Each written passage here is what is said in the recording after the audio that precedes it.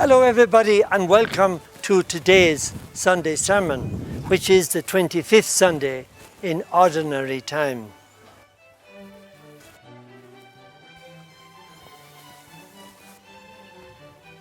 Today's Gospel is about the unjust steward.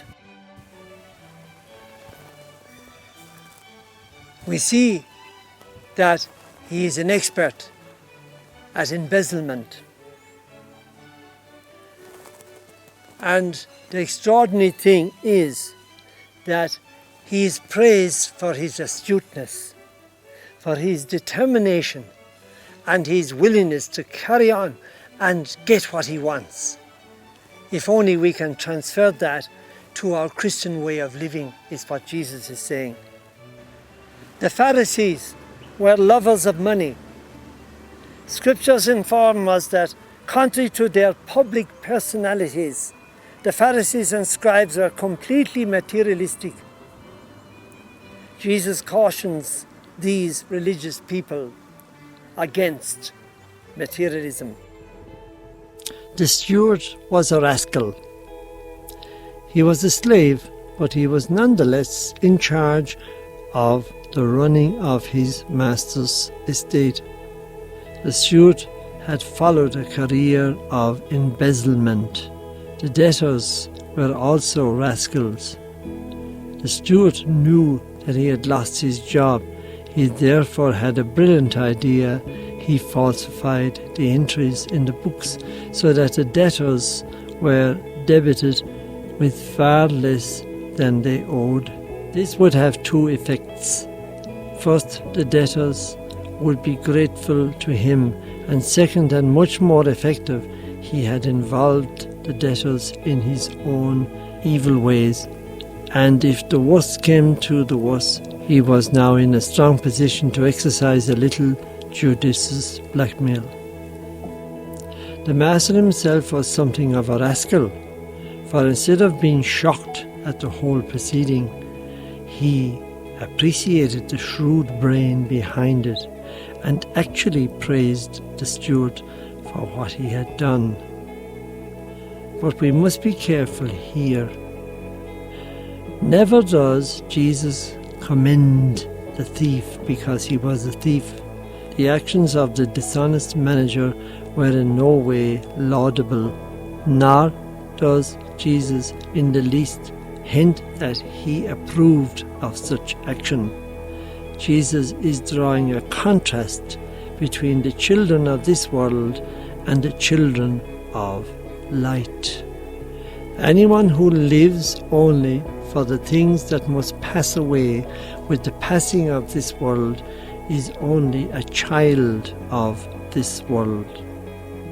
The children of this world are experts at seizing opportunities for making money and friends and getting ahead.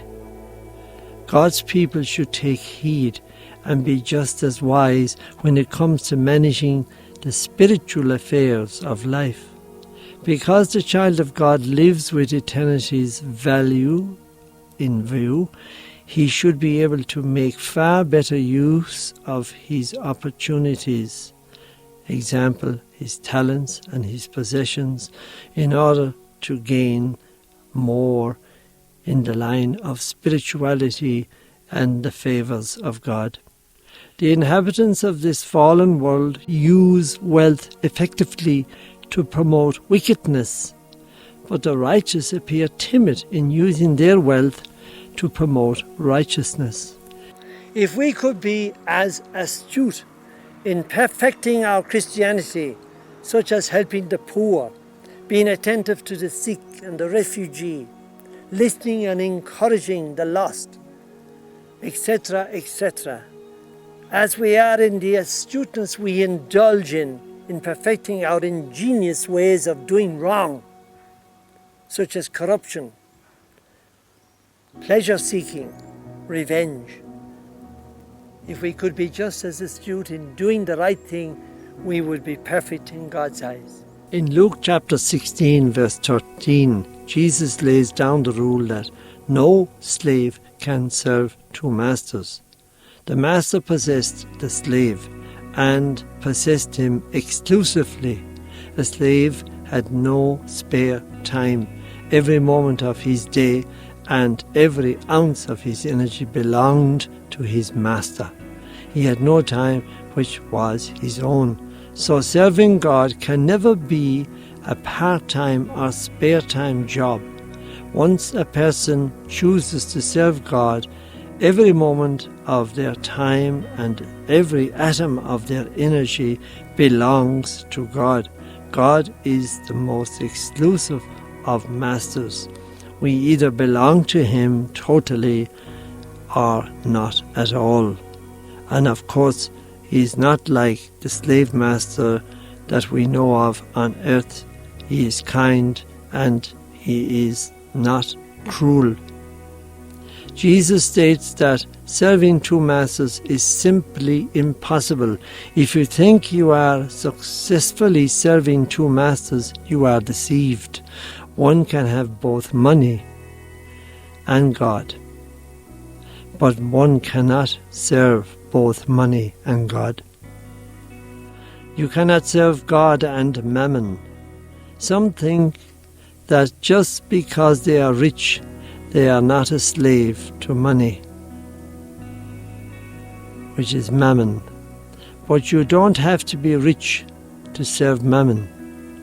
The poor have just as much potential for greed and covetousness as the rich have. Money possessing a man is a direct curse, for it hardens his heart and paralyzes his noblest powers. The money of a God-possessed man is a blessing, for it becomes the means of his expressing his sympathy with others. Many people would say that they love God, but their service of money shows that in fact they do not love God. So we have to be aware that we have the right orientation in our lives. So we have to be aware that we have the right orientation in our lives. The values and energy that we put into our lives are basically and fundamentally to serve God. Yes, we need money to live, we need food on the table, we need to be able to send our children to school, we need medication when we are sick, but we don't make money a God. When it becomes a God, we live for money rather than for God. Whereas we should live for God, and money is that only helps us to acquire the necessary and dignified ways of living, which everyone has a right to. Let us serve God rather than anything other than God on this earth. May God bless you. Have a wonderful Sunday and a grace-filled week ahead.